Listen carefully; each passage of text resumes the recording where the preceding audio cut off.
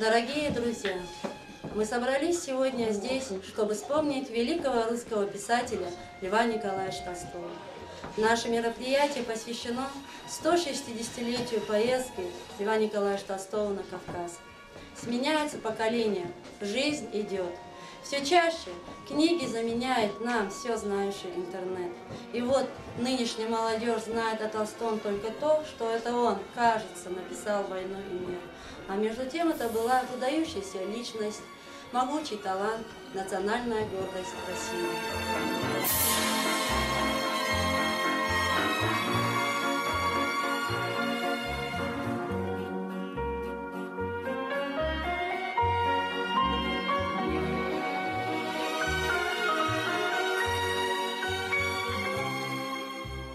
Несомненно, нам сегодня трудно перенестись в те далекие времена XIX века и представить себе жизнь русских дворян-помещиков, подаривших нам плеяду великих поэтов и писателей Лермонтова, Гончарова, Пушкина. Разумеется, жизнь того времени располагала людей к творчеству, ведь жили тогда спокойно. Ездили на перекладных, жгли свечи, думали, читали много, давали балы, встречались, влюблялись, женились и воспитывали своих детей в известных традициях рыцарства, доблести, долга и чести, учили их разным языкам. Твердо верили дворяне в незыблемость государства и в свое неоспоримое право господства над крестьянами. Часто устраивали вечеринки, на которых гордились друг перед другом резвыми лошадьми, охотничьими собаками. И хвастались красивыми выездами и щеголяли лихими кучерами. И никто не страдал от медленности передвижения, снежных сугробов и оторванности от городской цивилизации. Болели, конечно, но редко обращались к врачам и спокойно, безропотно умирали, подчиняясь воле Бога. Другой жизни дворяне просто не знали.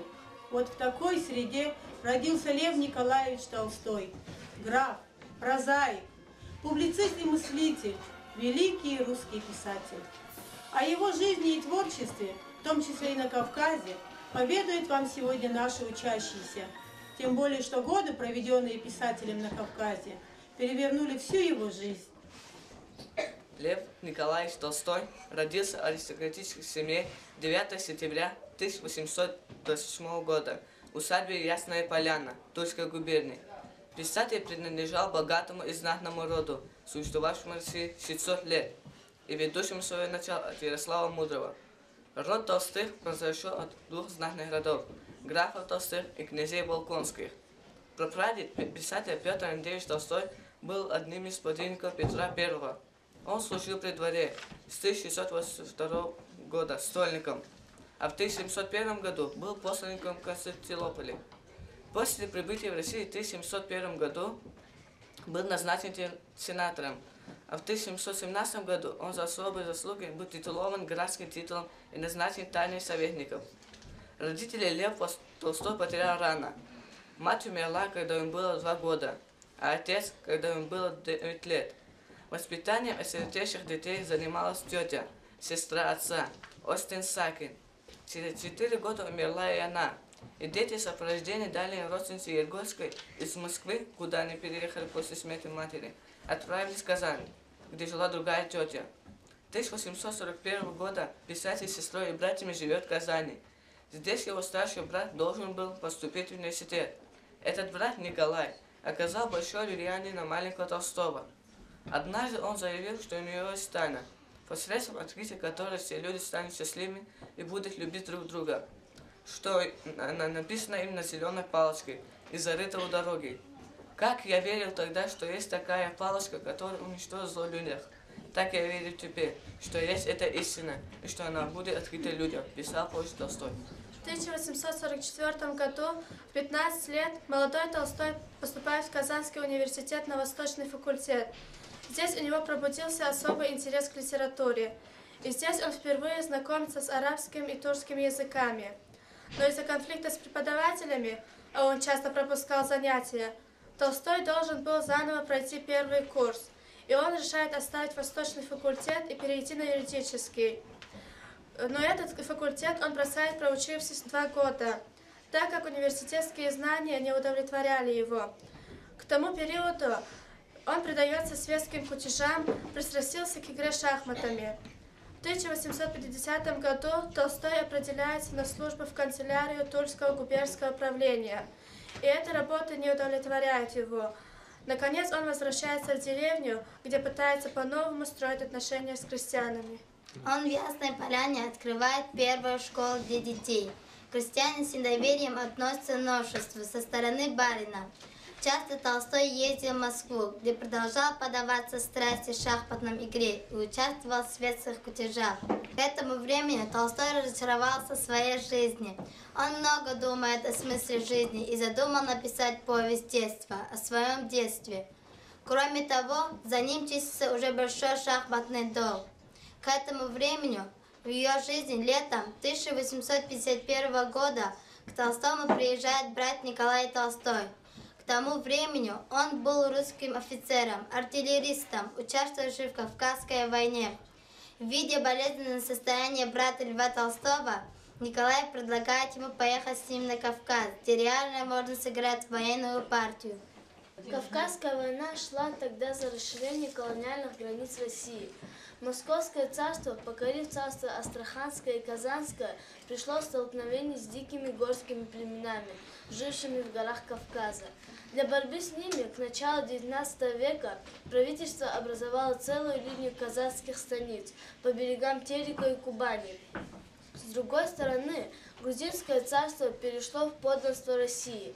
По политическим соображениям покорение горцев, находящихся между Россией и Грузией, стало неизбежным, и это покорение длилось более полусотни лет. Вот в этом покорении участвовал Николай Толстой. Лев Толстой, может быть, и не согласился бы поехать на Кавказ, если бы не крупный проигрыш в Москве. Чтобы расплатиться, ему надо было сократить расходы до минимума, и он согласился поехать на Кавказ без определенной цели. Кто из нас в молодости не бросал неудачной жизни, не стирал все старые ошибки, не выплакивал их слезами раскаяния, не бросался в новую жизнь, ожидая найти удовлетворение того, что накипело в душе, вспоминал Лев Николаевич Толстой. Так, в 1851 году Лев Николаевич Толстой едет на Кавказ. Целый месяц добирались они до Кавказа, через Казань до Саратова на Тарантасе, потом по Волге до Астрахани, оттуда опять на лошадях до станицы Старокладовской. Долгий путь, новые знакомства в пути, красивые пейзажи повлияли на Льва Толстого. Он был очень доволен путешествием. Большие замыслы рождаются у него здесь. Ведь ехал он сюда, чтобы вырваться из старой колеи, начать новую жизнь, найти счастье. Причем с собой он взял много книг и в пути много читал. Прибыв в Старокладовскую станицу и увидев равнинные пейзажи Чечни, Лев Толстой разочаровался. Я ожидал, что этот край красив, а оказалось вовсе нет. Природу, на которую я рассчитывал и надеялся, не представляя до сих пор ничего увлекательного, пишет о Нергольской. Но проходит недолгое время, и Кавказ открывается Толстому во всей красе. Чисто белые громады с их нежными очертаниями и причудливая воздушная линия их вершин и голубого неба. Видя всю эту громадность гор, бесконечность этой красоты, он испугался, что это призрак, и встряхнулся, чтобы проснуться. Горы были все те же. Приветствую тебя, Кавказ седой. Твоим горам я путник не чужой. Они меня владенчески носили и к небесам пустыни приучили. И долго мне печалась с тех пор все небо юга до утеса гор. Прекрасен ты, суровый край свободы, и вы престолы, вечные природы. Когда как дым синеет облака, под вечер к вам летят издалека. Над вами вьются, шепчутся как тени, как над головой огромных привидений, колеблемые перья и луна, под синим сводом странствует она. Раньше Кавказ представлялся Толстому в романтических образах, которые давались в произведениях Марлинского и Лермонтова. Он пытался видеть все то, что так романтично ими изображалось.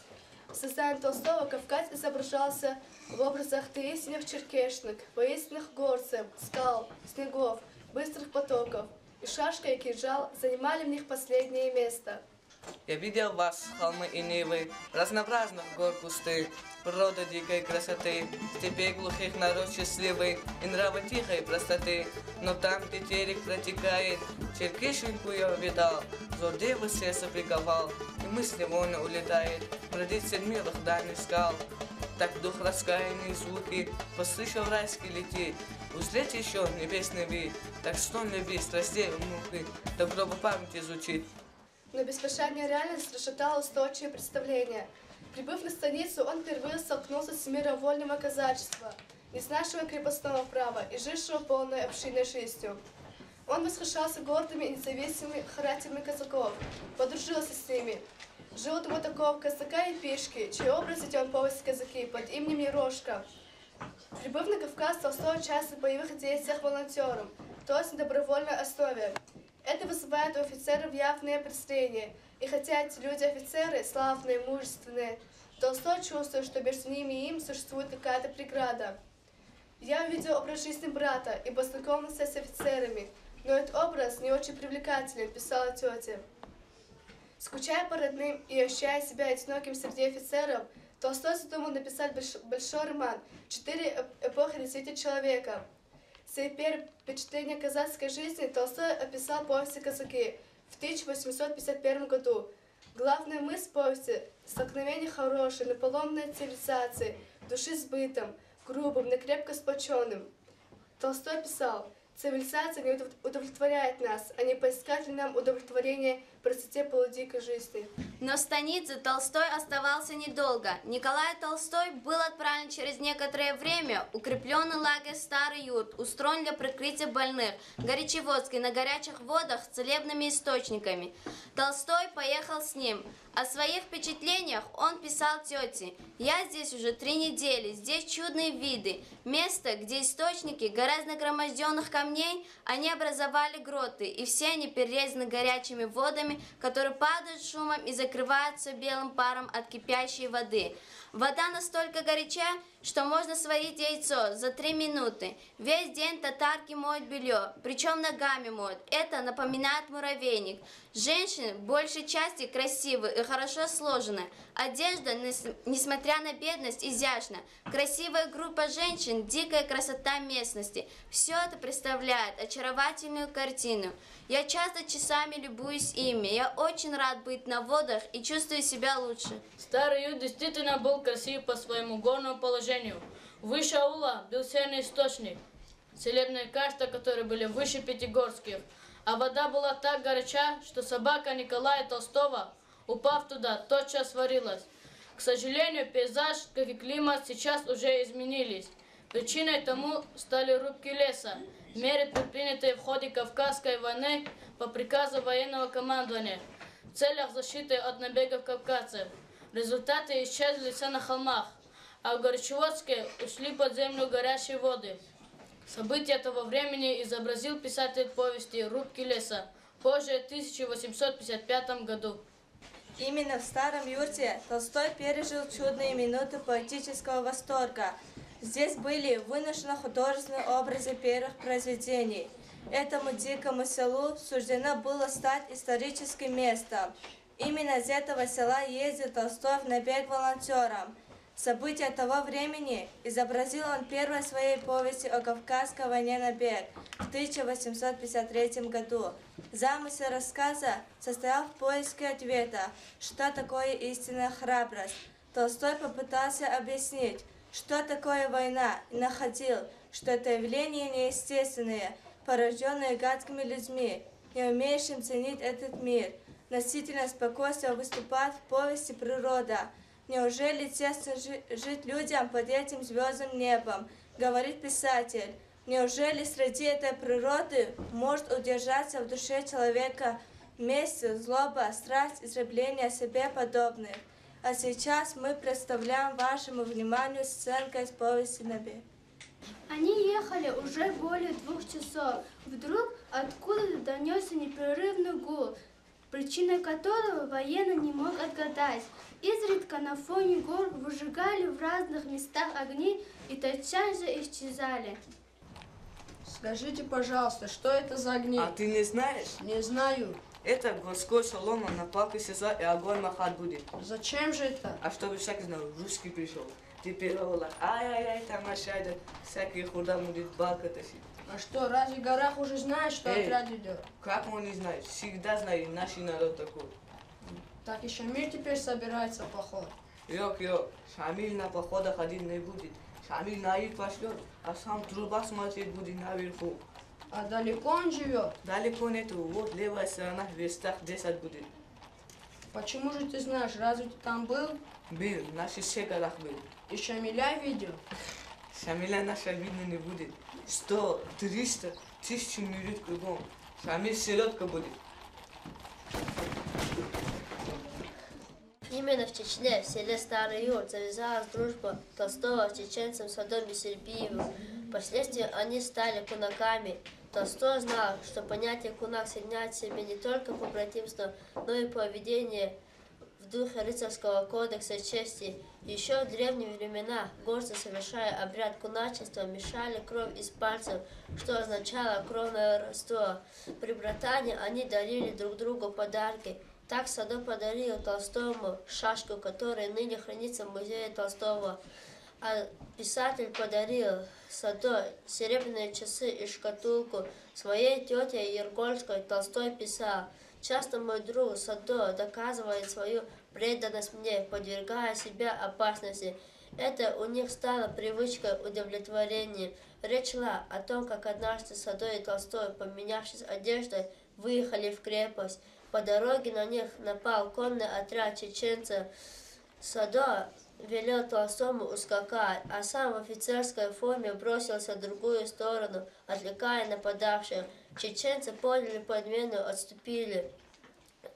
Во время погони Толстой прокричал им, что посягнувший на жизнь его гостя не укроется от мести его рода во веки веков. Но и Толстой не бросил его, хотя мог бы ускакать. Чеченцы поняли, что Садо и Толстой постоят друг за друга. Садо оказал большую услугу Толстому и в другой раз. Так, в 1851 году он проиграл большую сумму в карты офицеру Кнорингу сроком на 1 года. У Толстого таких денег не было, а расплатиться нужно было, так как карточный долг считался долгом чести. Он решил продать Ясную Поляну. И вдруг от брата он узнает, что его друг Садо отыграл долг офицера Кноринга и разорвал вексель. Таким образом, можно считать, что чеченец Садо спас от продажи Ясную Поляну. Кроме того, по некоторым сведениям, Садо помог ему и в делах сердечных. В те времена Садо был влюблен в красивую чеченскую девушку Зазу. Любил он ее до отчаяния, потому поведал о своих чувствах Садо. Тот выслушал и сказал, что убьет любого его врага, а здесь не знает, чем ему помочь.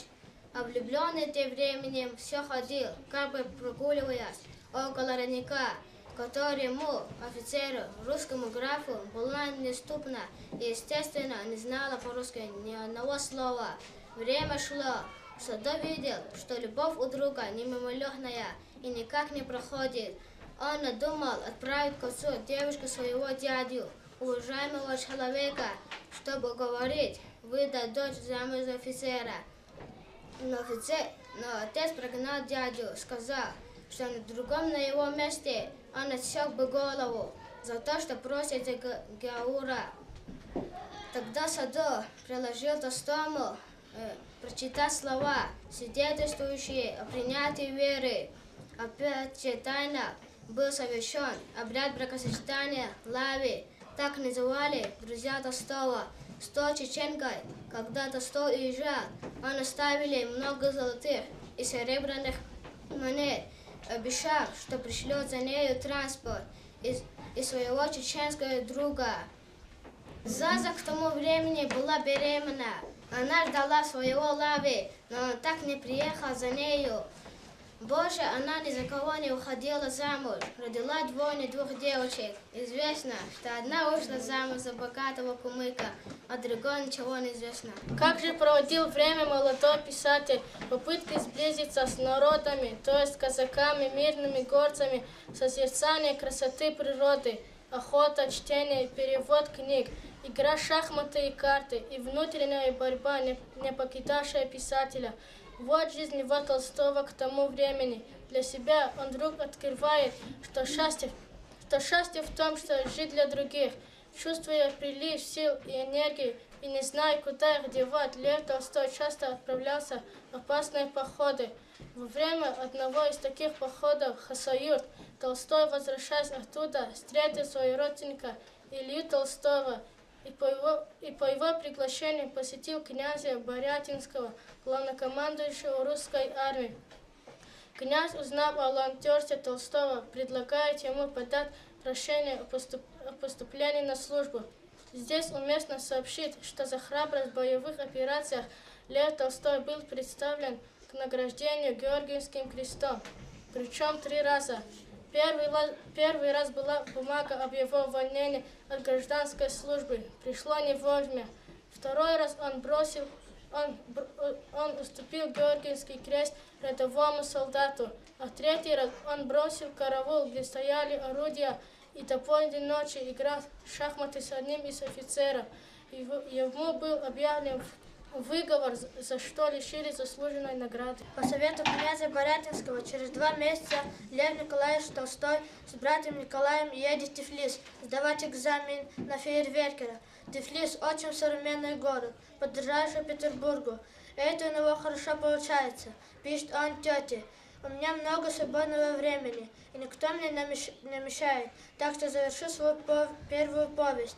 В 1851 году Толстой возвращается в станицу Старогладовскую, 4-ю батарею 20-й артиллерийской бригады под Кизляром. В 1852 году он завершает свою первую повесть «Детство» и отправляет ее Некрасову. Некрасов печатает ее в журнале «Современник». В том же году повесть имел огромный успех. Толстого выбирали ряд лучших писателей России. В 1852-1854 годах он завершает свою повесть «Юность», а в 1859-1854 годах совершает повесть «Отрочество». В мае 1852 года Толстой едет в Пятигорск для лечения ревматизма. Ходил на охоту, беседовал с казаками, занимался фехтованием. Бывал в Кисловодске, Железноводске, ездил в Ессентуки и Кавказские минеральные воды. Курортные нравы оттолкнули его. Унизительное отношение в юнкерском мундире не угнетало его. Общение с водяным обществом не приносило ему радости. Кто-то один старичок на прогулке спрашивал его: «Ты из разжалованных?» Так на Кавказе назвали разжалованных солдат-офицеров. На водах он встретил разжалованных солдат-петрошевцев, тему которой унижение в неправильном обществе. Много он бывал в Железноводске, где посещал Орлиные скалы, горы Бештау. Ессентуки тогда находились на начальном этапе развития, уже были накрашены галереями и ваннами. В Кисловодске писатель увидел парк, уже нынешнего прелести. Чувствуя себя одиноким, он много бродил по окрестностям Пятигорска, ходил по склонам Машука. В августе 1852 года Толстой возвращается в Старогладовскую с полной уверенностью, что не сделал здесь глупостей. Он был собой доволен. После повести «Детство» у него продолжался творческий подъем. Через год, в 1853 году, в июне месяце, он вновь прибыл на Кавказские минеральные воды по приглашению брата Николая, вышедшему к тому времени отставку, приехавший с сестрой Машей и ее мужем Валерианом. «Скорее приезжай, милый Лев», – писала сестра. «Мы тебя ждем. Здесь так красиво, как ты описывал в «Набеге». Толстой вновь поселился в Кабардинской Слободке. Теперь он чувствовал себя унизительно из-за того, что был унтер-офицером. Теперь он был любимым, читающим публиком писателем. Он в станице мечтал о встрече с сестрой, но теплые отношения сложились не сразу. Он хотел видеть Машу как мать семейства, а нашел ее увлеченной местным светом. Его коробила бестактность, манеры брата и зятя, высмеивавших внешность людей. Кроме того, сестра, брат, зять упрекали его, что он до сих пор не получил офицерского чина. Теперь он не чуждается, грустные мысли не покидали его. Отчего никто не любит меня? Я не дурак, не урод, не невежа. Непостижимо, или не этого круга пишет он в своем дневнике. Его посещала тоска, и он подает обращение об отставке. Дожидаясь ответа, он за 3 дня написал рассказ «Записки маркера». Вскоре он получает ответ из Петербурга, где сообщалось, в связи с начавшейся Крымской войной ему отказано прощение об отставке. Он вновь возвращается в Старогладовскую. В 1854 году уезжает в Крым. Во время Крымской войны Толстой был награжден за оборону Севастополя орденом Святой Анны и медалью за защиту Севастополя. А в 1857 он начинает путешествие по Европе, посещает Швейцарию, Францию, Италию. Причиной своего путешествия он считает то, что столичная жизнь ему наскучила. Видя в Швейцарии горные пейзажи и вспоминая горы Кавказа, Толстой утверждал, что Кавказские горы ни в чем не уступают альпийским горам Швейцарии, а в чем-то даже и превосходят их. Швейцарские горы, по словам писателя, дрянь по сравнению с горами Кавказа. А через 4 года он возвращается в Ясную Поляну, где женится на Софье Бернс. У них рождается 13 детей. Желая улучшить положение крестьян, он предлагает им обменяться с ним работой и домами. Но Софья вовремя остановила его. Чтобы походить на крестьян, она одевается в холщовые рубахи, косит сено, ходит босиком. Истинное счастье Толстой видит в сотворении добра, причем верит в единобожие, но отрекается от православной церкви, так как не верит во все таинства, в Троицу, в падение души первого человека. И церковь в 1901 году осуждает его и предает анафеме, то есть объявляет об отлучении его от церкви. Мучаясь своей дворянской принадлежностью, желая помочь крестьянам и не найдя с их стороны понимания, в 1910 году Толстой решается путешествовать опять в возрасте 82 лет. Глядя на карту России и рассматривая Кавказ, он говорил: «Чую, что это опять увижу», и взял билет до Владикавказа. Но по дороге заболевает воспалением легких и умирает 20 ноября 1910 года на станции Остапова. Похоронен Лев Николаевич Толстой в Ясной Поляне. Кавказский период Льва Николаевича Толстого – это духовное взросление и литературное становление. В том, что он без определенной цели едет на Кавказ. Толстой видел свое высшее предназначение – волю Бога. Мной руководила рука Бога, чтобы здесь не случилось со мной. Все на благо будет мне, как на то воля Божия, писал он тете. Предчувствия не обманули его. Именно здесь, на Кавказе, Толстой нашел смысл своей жизни – жить для других. Одновременно происходила оценка инокультурной среды. Толстой стремился понять духовный мир, строить жизнь местных народов, нравы, их обычаи. Дружба с горцами и поездки по населенным пунктам Кавказа, занимая устного народного творчества горцев, прояснили ему особенность кавказского уклада жизни, занятых, по мнению русских, несправедливым и дурным делом войной. Всматриваясь в кавказский небосклон, он впервые почувствовал в себе потребность с существом всеобъемлющим и пережил мгновение причастности к Богу. Как я любил, Кавказ мой величавый, твоих сынов воинственные нравы, твоих небес прозрачную лазурь и чудный вой в мгновению громких бурь, когда пещеры, холмы крутые, как стражи откликаются ночные, и вдруг проглянет солнце и поток, и озолотится и степной цветок, душистую головку поднимая, блистает, как цветок небес и рая. Я верую в единого Бога, бессмертию души, вечное возмездие за дела наши.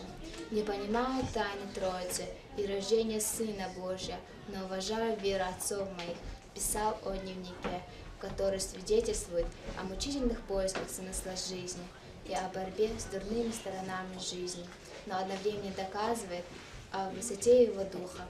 Это было хорошее время, один из лучших периодов моей жизни. Никогда, ни прежде, ни после, я не доходил до такой высоты мысли. Ни в России, ни в Европе не нашел я и сотой доли того, что нашел тогда на Кавказе.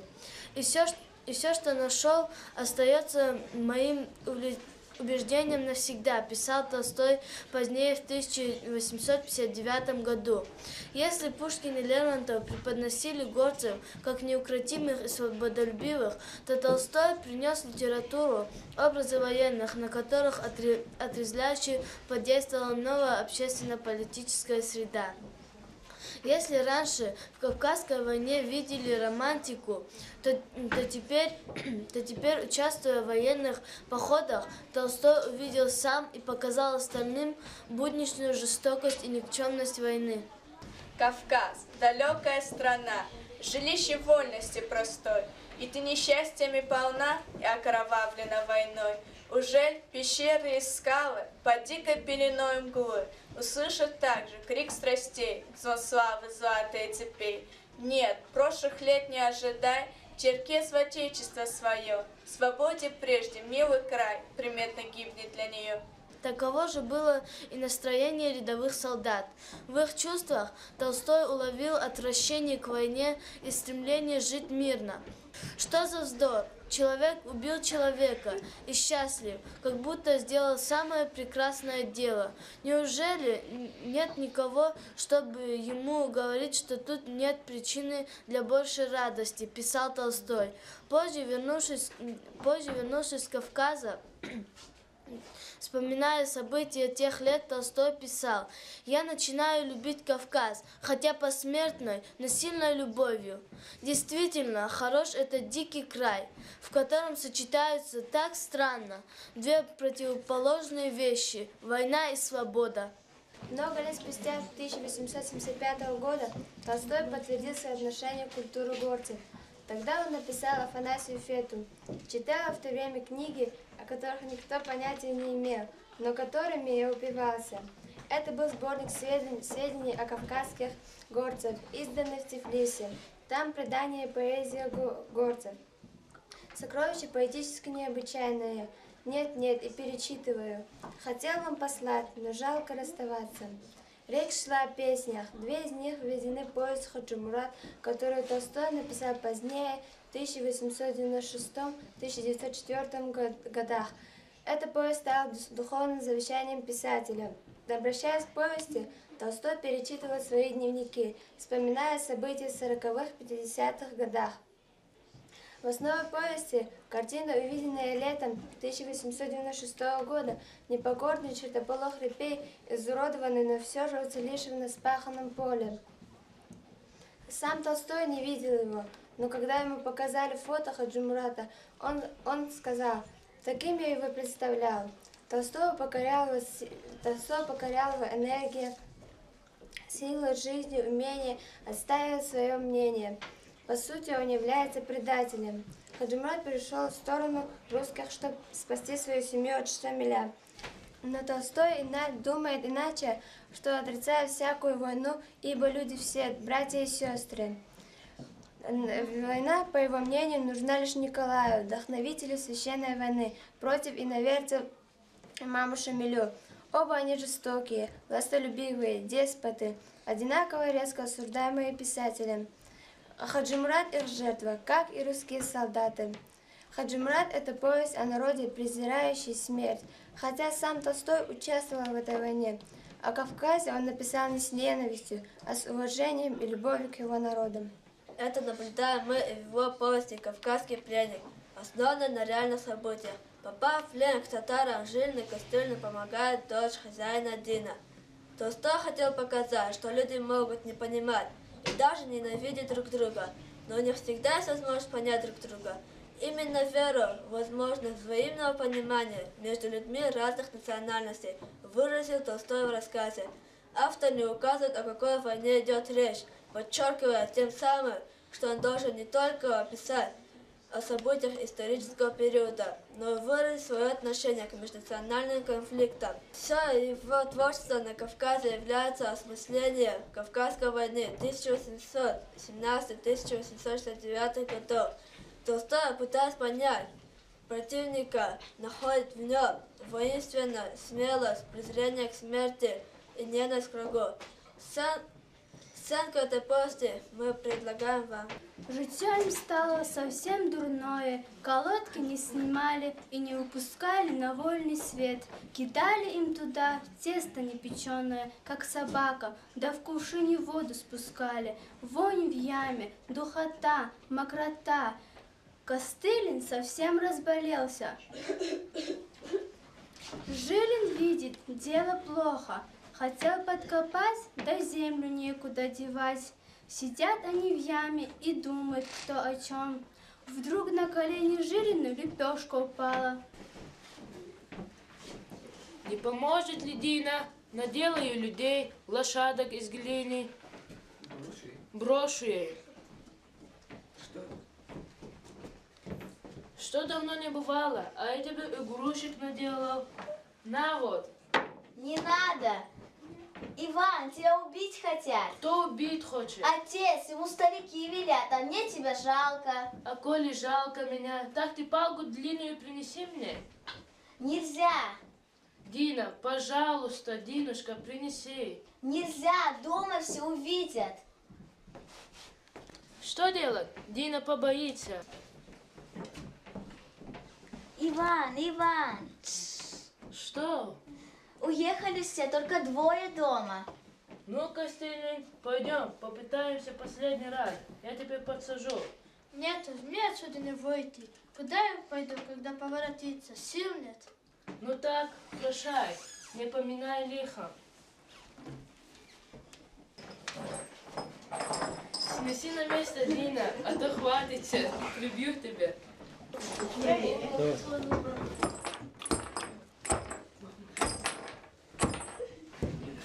Не бойся, пятна на. Дай я.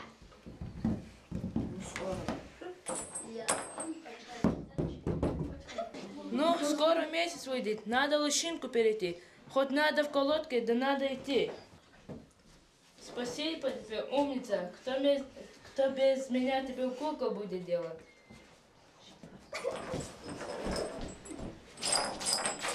Через всю свою жизнь пронес Толстой учение суфийского шейха Кунтахачи Кишеева. Кишеев хотел постичь то, что и Шабель, но не путем войны, а нравственным воспитанием человека. Он призывал к примирению и запрету в условиях Кавказской войны. Встречи и общение были важными для Толстого, потому что он позднее сам стал переводить хадисы пророка Мухаммада. И делала это блестяще, что вызывало бурю симпатий мусульманских народов России. Таким образом, Толстой, как никто другой, показал внутренний мир и справедливые чаяния народов Кавказа. За это Кавказ увековечил его память, ключи, эпизоды биографии из фольклора. Но это не единственное, что хранит память о писателе. В 1930 году село Старый Юрт было переименовано в Толстой Юрт в честь дружбы Толстого сада. В 2008 году по поручению президента Чечни был реконструирован музей станицы Старогладовская, а в центре города Минеральные воды установлен памятный знак, где поставят изваяние молодому Толстому. Кавказ и Толстой – эта тема была всегда актуальна, а в настоящее время приобретает особое значение. И это объяснимо. Потому что то, что происходило на Кавказе 150 лет назад, происходит и сейчас. Несомненно, с тех далеких пор произошла смена технических поколений вооружения. Но место действия, ландшафт, менталитет горцев, природная среда, религиозные представления остались прежними. Именно менталитет горцев диктует тактику партизанской войны. Еще в свое время Лермонтов в одном из своих произведений писал: «И дикие тех ущелий племена, им Бог – свобода, их закон – война. Верна там дружба, но вернее мщение. Там за добро добро, и кровь за кровь, и ненависть безмерна, как любовь. Так о чем же предупреждалось великий писатель? Что, по его мнению, заставляет человека взяться за оружие? Ответ один – жестокость. Любая жестокость порождает жестокость. И поэтому люди, принимающие ответственность за судьбу народа, должны помнить, что неограниченная власть и деспотизм порождают такое страшное явление, как война. И что только объединившись в своем стремлении к добру, человек может победить ненависть и смерть. Надо помнить, что без мира на Кавказе нельзя представить будущее России. А мостом между нашими народами может послужить великий писатель земли русской Лев Николаевич Толстой. Даже внешний вид его олицетворяет собой межконфессиональный компромисс, хотя в жилах текла кровь, сочетавшая в себе всю королевскую рать и мятежность вольнодумных поэтов.